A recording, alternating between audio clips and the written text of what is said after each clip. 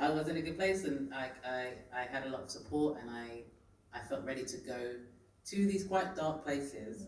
And there is some trauma in the book, but it's actually more about Whitney's experience and her personhood and how she figures her way through these things.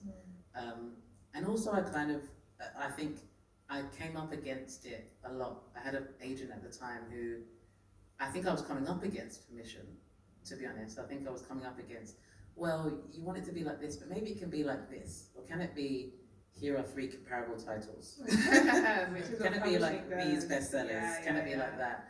And I felt like that's not really what I was trying to do. And I kind of had to take it back myself almost. Wonderful. And once I did that, and I got support from someone else who was like, oh, I really like where you're going with it, it just fueled me.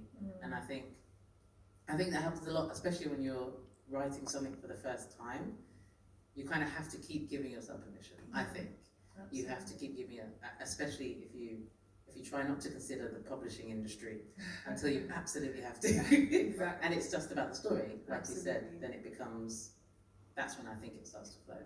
Yeah. Amazing. I've got one more question before we kind of throw it out to the audience, and kind of sticking with you, in the description of the book, there was obviously the idea of Whitney kind of healing, like understanding where trauma is in the body and being able to heal. And kind of you were just talking now about what comes after trauma. So I'm really interested in kind of the role that our imaginations play in our healing process, which I think kind of in some ways speaks to kind of all 3 books. But specifically, I'm interested in this term healing, like in terms of, as opposed to like curing, right? Healing by definition requires imagination. It requires you to believe something. So I'm really interested into like, why was kind of healing something that you were interested in exploring, and hopefully everyone can kind of answer that question as well. I like the distinction, between healing and a cure, because healing, there's going to be a scar, like you have, but you've accepted that almost.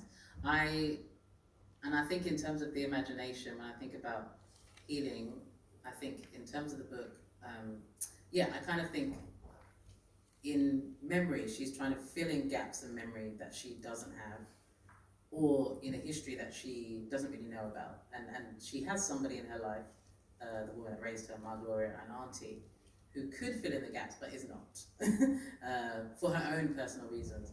And so I think for Whitney, her journey of healing was actually about, one, imagining what would happen, what's happened in those gaps that I don't really know how to fill. So I'm just going to fill it with what I imagine happened or who I imagine was involved.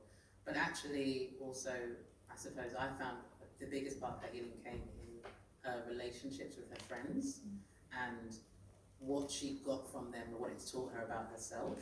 And so I think some of that imagining came from them and what they proposed about what the future could look like if she listened to this friend, or she listened to that friend, or she took on board what was happening to them. So it was less kind of like, it was less her imagining this wonderful future, and much more just imagining, okay, well, what happens if you were your whole self? What would happen if you just accept that these are the things that have happened, this is who you are now, this is how you come through it, and what happens if that's okay? These are perfectly to Dean's book. What happens? Your whole self. If you're picked up, but it was a joyful experience because it was like a situationship, but bad love. It's young love, and it's kind of coming of age, and it was fun. It was really enjoyable to write. The rest of you was different because it was in the pandemic, and again, I would say the permission. I gave it to myself because it was a story that I think I have been thinking a lot about. This idea of going through a trauma. We all, know these traumatic stories or a story of getting through trauma. I wanted to focus on what happens after. What happens after the trauma? What happens after you, or when you're trying to get to the other side? You're not hitting it. You're actually trying to just get right, on the other side and find yourself again. I wanted to explore that, and I think prior to I think I started writing in beginning of 2020, just before the pandemic really hit. I was thinking about it, and I thought, I don't think I would have been ready